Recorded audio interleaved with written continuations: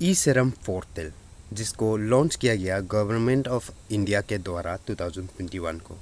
ये जो ई श्रम पोर्टल है इसको बनाया गया है ministry of labour and employment, और ये जो जितना भी आपका वर्कर्स है और जो अनऑर्गेनाइज सेक्टर के अंदर आता है उन लोगों के लिए बनाया गया। और जितना भी आपका सोशल सिक्योरिटी स्कीम्स को अच्छा से अनऑर्गेनाइज सेक्टर जितना भी हो वर्कर्स है उस तक पहुंचाने की काम करेगा। और यहाँ पे कौन कौन अप्लाई कर सकता है, कौन कौन इसमें रजिस्टर कर सकता है बोलने से, अगर आप EPFO या फिर ESIC के अंदर मेंबर्स नहीं हैं तो आप इस ई श्रम पोर्टल पे रजिस्टर कर सकते हो।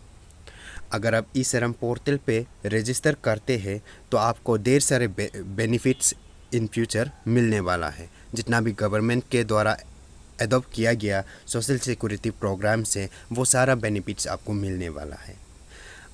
आपका सक्सेसफुल रजिस्टर करने पर आपको एक ई श्रम पोर्टल का ई श्रम कार्ड आपको दिया जाता है।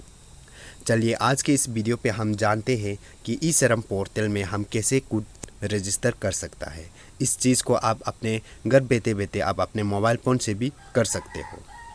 तो सबसे पहले आप अपना मोबाइल फ़ोन पे अपना गूगल ओपन कर लेना है या फिर आपका क्रोम ब्राउज़र ओपन कर लेना है। जो भी आप ब्राउज़र यूज करता है उसमें आपको बस ज़्यादा कुछ नहीं करना है, वहाँ पे सर्च करने जगह पे ई श्रम टाइप करके सर्च कर देना है।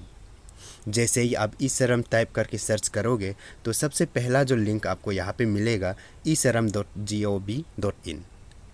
तो इस लिंक पे आपको क्या करना है, क्लिक करना है। तो जैसे ही आप इस लिंक पे क्लिक करोगे आपका नेक्स्ट इंटरफेस कुछ इस तरह से आपको देखने को मिलेगा।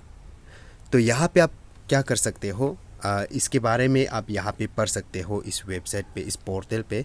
और इसके और अधिक जानकारी के लिए आप मेरा इस वीडियो के नीचे कमेंट कर सकते हो ताकि मैं आपको उसके ऊपर सेपरेट से एक वीडियो बना के अपलोड कर पाऊँ। तो रजिस्टर करने के लिए अगर आप यहाँ पे अपना स्क्रीन के राइट साइड पे देखोगे तो यहाँ पे आपका रजिस्टर ऑन ई श्रम, तो इस पे आपको क्या करना है, क्लिक करना है, जो आपको यहाँ पे येलो कलर पे दिखाई दे रहा है। जैसे ही आप वहाँ पे क्लिक करोगे तो आपका नेक्स्ट इंटरफेस कुछ इस तरह से आपको नज़र आएगा। तो यहाँ पे आपको क्या क्या ज़रूरी है रजिस्टर करने के लिए बोलने से, सबसे पहला चीज़ जो है कि आपका आधार कार्ड, उसके बाद दूसरा जो आपके आधार कार्ड पे जो लिंक वाला मोबाइल नंबर, और तीसरा आपका बैंक अकाउंट डिटेल्स जिसमें आपका आधार कार्ड जो लिंक है। और अगर आपके एज जो 16 ईयर्स टू 59 ईयर्स के बीच में है तो आप इसको आराम से अप्लाई कर सकते हो। तो सबसे पहले यहाँ पे आप रजिस्टर करने के लिए आप यहाँ पे अपना मोबाइल नंबर डालना है। तो इसमें आप कोई भी मोबाइल नंबर डालो तो भी चलेगा, लेकिन मैं आपको सजेस्ट करूँगा अगर आप अपना आधार कार्ड पे लिंक मोबाइल नंबर को डालता है तो ज़्यादा बेहतर रहेगा। उसके बाद जो आपको यहाँ पे दिखाई दे रहा है इसको आप यहाँ पे फिल करना है। फिल करने के बाद और फिर आपको यहाँ पे नीचे पे ये दोनों ऑप्शन पे नो को सिलेक्ट करना है। फर्स्ट में भी सेकंड में भी आपको नो को सिलेक्ट करना है। सिलेक्ट करने के बाद आपको नीचे पे यहाँ पे सेंड OTP का ऑप्शन आएगा, तो उस सेंड OTP पे आपको क्या करना है, क्लिक करना है। जैसे ही आप उसमें क्लिक करोगे तो आपको यहाँ पे OTP डालने का ऑप्शन आ जाएगा और यहाँ पे टाइम चल रहा होगा। तो आप OTP को इंटर करके फिर आपको यहाँ पे सबमिट पे क्लिक कर देना है। तो जैसे ही आप सबमिट पे क्लिक करोगे तो आपका नेक्स्ट इंटरफेस यहाँ कुछ इस तरह से आएगा, जिस पर आपको आपका आधार कार्ड नंबर यहाँ पे फिल करना है। फिल करने के बाद फिर यहाँ पे OTP वाला को सिलेक्ट करना है। फिर आपको यहाँ पे इस कैप्चा को आपको इस बॉक्स पे फिल करना है। फिल करके यहाँ पे आपको टिक मार्क दे देना है आई एग्री का उसमें। फिर आपको यहाँ पे सबमिट का बटन मिलेगा, तो उस सबमिट का बटन पे आपको क्लिक कर देना है। जैसे ही आप सबमिट पे क्लिक करोगे तो आपके आधार कार्ड पे जो लिंक वाला मोबाइल नंबर है उस पे एक OTP आ जाएगा। फिर उस OTP को आपको इस बॉक्स पे डालना है। डालने के बाद फिर आपको यहाँ पे वैलिडेट का ऑप्शन पे क्लिक कर देना है। जैसे ही आप वैलिडेट करोगे तो आपका नेक्स्ट इंटरफेस कुछ इस तरह से आएगा, तो जिस पर आपका नाम और आपका डेट ऑफ बर्थ और आपका जेंडर आपको यहाँ पे शो करने लगेगा। फिर आपको यहाँ पे राइट साइड पे यहाँ पे continue to enter other details पे क्लिक करना है। जैसे ही आप वहाँ पे क्लिक करोगे आपका नेक्स्ट इंटरफेस यहाँ कुछ इस तरह से आएगा, जिस पर आपका रजिस्टर मोबाइल नंबर ऑलरेडी यहाँ पे शो किया जाएगा और आपका एक इमरजेंसी नंबर अगर आप देना चाहो तो उसको आप यहाँ पे दे सकते हो। अगर आप नहीं देना चाहो तो उसको आप स्किप कर सकते हो। और आपके पास कोई ईमेल आईडी है तो उसको आप यहाँ पे फिल कर सकते हो, लेकिन अगर आपके पास नहीं है तो आप उसको छोड़ सकते हो। फिर नेक्स्ट पे आता है यहाँ पे मैरिटल स्टेटस। तो यहाँ पे आपको मैरिड है, अनमेरिड है या फिर सेपरेट है, वो सारे ऑप्शन मिल जाएगा। यहाँ पे एक एरो है, उसमें क्लिक करोगे तो ढेर सारे ऑप्शन आपको आ जाएगा, तो उनमें से आप किसी एक को सिलेक्ट कर सकते हो। फिर आपका फादर्स नेम को यहाँ पे डालना है। उसके बाद फिर आपका ये जो सोशल सिक्योरिटी कैटेगरी को आप सिलेक्ट करना है। फिर आपका यहाँ पे ब्लड ग्रुप को डाल के फिर अगर आप डिफरेंटली एबल है तो यस करना है, नहीं तो आपको यहाँ पे नो कर देना है। फिर आपको इसको थोड़ा सा स्क्रॉल अप करना है। तो स्क्रॉल अप करने के बाद यहाँ पे आपको आपका नॉमिनी का नाम डालना होगा। तो आप नॉमिनी का नाम किसी का भी आप डाल सकते हो। उसके बाद आपका नॉमिनी का जो डेट ऑफ बर्थ है उसको यहाँ पे सिलेक्ट कर लेना है। फिर आपका नॉमिनी का जेंडर को सिलेक्ट करना है और आपका नॉमिनी जो जिसके लिए कार्ड जो बनवा रहा है उसके साथ क्या रिश्ता है वो आपको यहाँ पे सिलेक्ट कर देना है।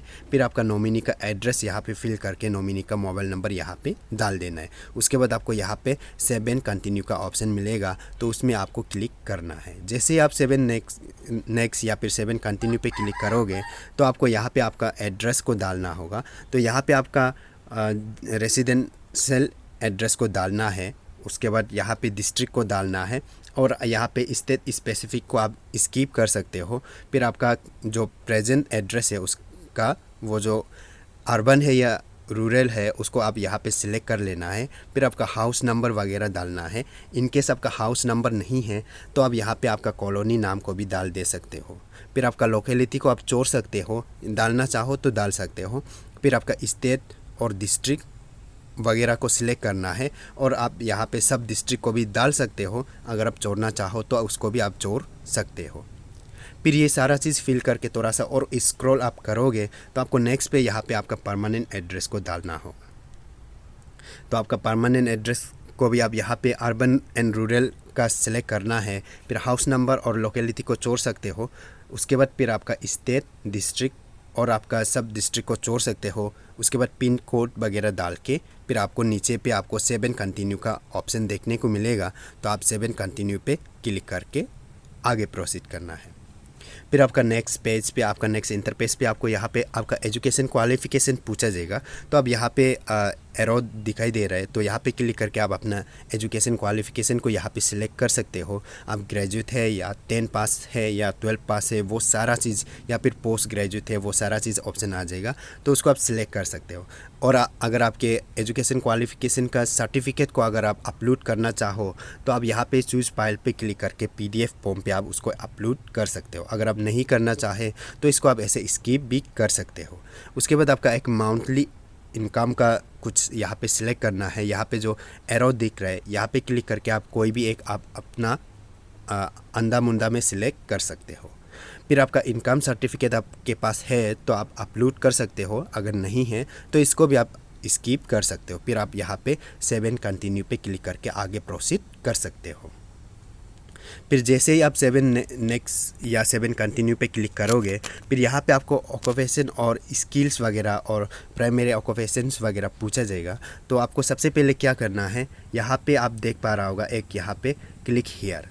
तो इस क्लिक हियर पे आप क्लिक करना है। तो उसमें जैसे ही आप क्लिक करोगे तो आपको एक PDF डाउनलोड होगा जहाँ पे ढेर सारे मीन्स की प्राइमरी ऑक्यूपेशंस का लिस्ट आ जाएगा, जिनमें से आप देखना है आप कौन सा अंदर पे आता है। अगर आप एग्रीकल्चर पे आता है तो एग्रीकल्चर वाला देखना है, और एजुकेशन पे आता है तो एजुकेशन वाला देखना है। फिर अगर आप कारपेंटर है, ये इलेक्ट्रिशियन है या फिर कुछ भी लेबर है, जो भी है आपका प्राइमरी ऑक्यूपेशन, उसको आप उस PDF पे देख लेना है। फिर उसको देखने के बाद उसका पहला जो 4 लेटर है उसको आप यहाँ पे टाइप करना है। मेरा यहाँ पे एजुकेशन शो कर रहा है, लेकिन आप यहाँ पे टाइप करना है। टाइप करने के बाद आपको आ जाएगा, तो आप यहाँ से सिलेक्ट कर लेना है। आप ऐसे इसको इंटर नहीं कर सकता है, तो यहाँ पे आपको क्या करना है, टाइप करके सर्च करना है, तो ऑटोमेटिकली यहाँ पे आएगा, तो उसको आप सिलेक्ट कर लेना है। फिर उस फील्ड पे आप कितना साल तक एक्सपीरियंस है उसको यहाँ पे सिलेक्ट कर लेना है। फिर आपका जो सेकेंडरी ऑक्यूपेशन को आप स्किप कर सकते हो, और यहाँ पे ऑक्यूपेशन का सर्टिफिकेट को भी आप स्किप कर सकते हो, और यहाँ पे स्किल्स को भी आप स्किप भी कर सकते हो। अगर आप चाहो तो आप इसको भी फिल कर सकते हो या फिर सिलेक्ट कर सकते हो। उसके बाद आपको यहाँ पे नीचे राइट साइड पे सेव एंड कंटिन्यू का ऑप्शन मिलेगा, तो उसमें क्लिक करना है। तो जैसे ही सेव एंड कंटिन्यू पे क्लिक करोगे तो यहाँ पे आपका बैंक डिटेल्स भरने का आ जाएगा। तो यहाँ पे आपका आधार कार्ड जो जिस बैंक पे लिंक है वो बैंक को यहाँ पे इंटर करना है। तो यहाँ पे आप सबसे पहले अपना अकाउंट नंबर को फिल करना है, फिर वही सेम चीज़ को आप कंफर्म के लिए यहाँ पे फिल कर देना है। फिर आपका अकाउंट पे किसका नाम है, जिसका भी नाम है उसको नाम को यहाँ पे डाल देना है।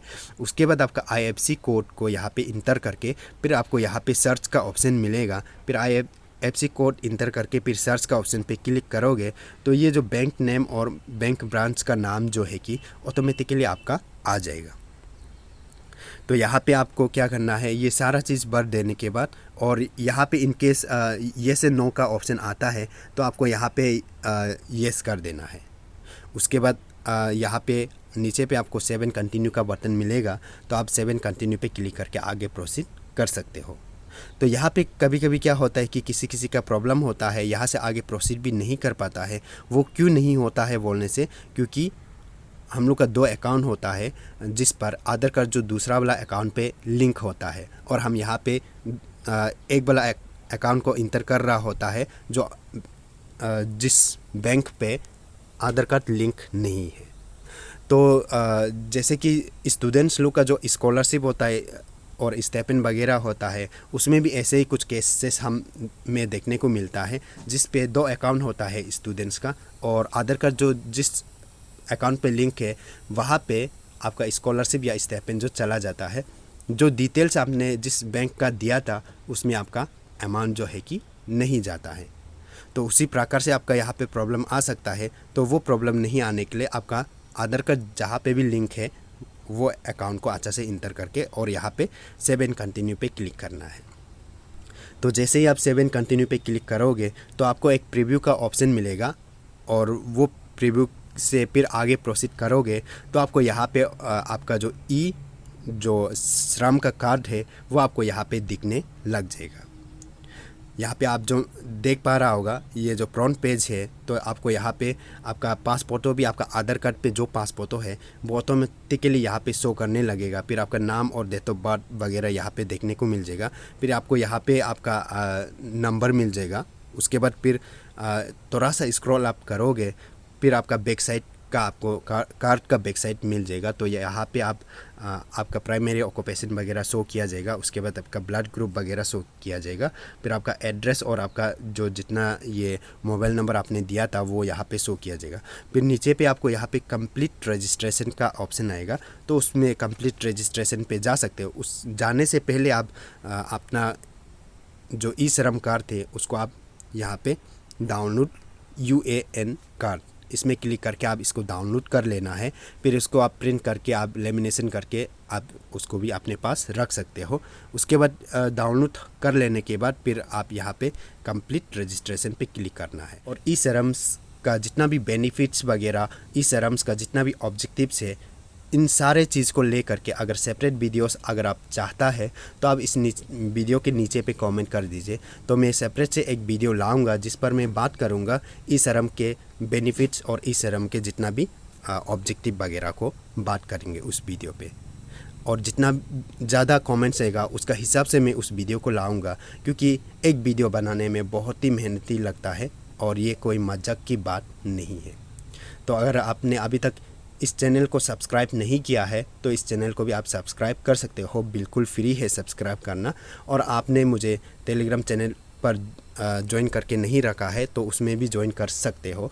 वहाँ पे भी मैं डेली कुछ ना कुछ अपडेट्स डालता हूँ। और मुझे पर्सनली मैसेज करना है, कुछ पूछना है होने से आप मुझे इंस्टाग्राम पे मैसेज कर सकते हो। उसके बाद मेरा फेसबुक पेज है जिसको आप लाइक एंड फॉलो कर सकते हो।